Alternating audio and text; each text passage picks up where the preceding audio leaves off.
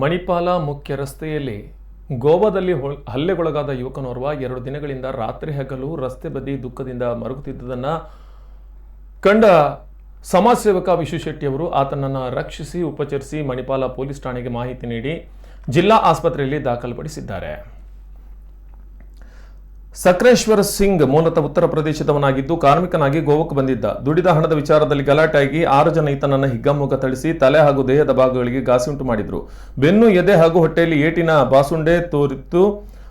ಆತ ಹೆದರಿ ಪ್ರಾಣ ಭಯದಿಂದ ಉಡುಪಿಗೆ ಬಂದಿದ್ದ ಎಂದು ಮಾಹಿತಿ ನೀಡಿದ್ದಾನೆ. ಸಂಬಂಧಪಟ್ಟವರು ಜಿಲ್ಲಾ ಆಸ್ಪತ್ರೆ ಸಂಪರ್ಕಿಸುವಂತೆ ವಿಶು ಶೆಟ್ಟಿ ವಿನಂತಿಸಿದ್ದಾರೆ.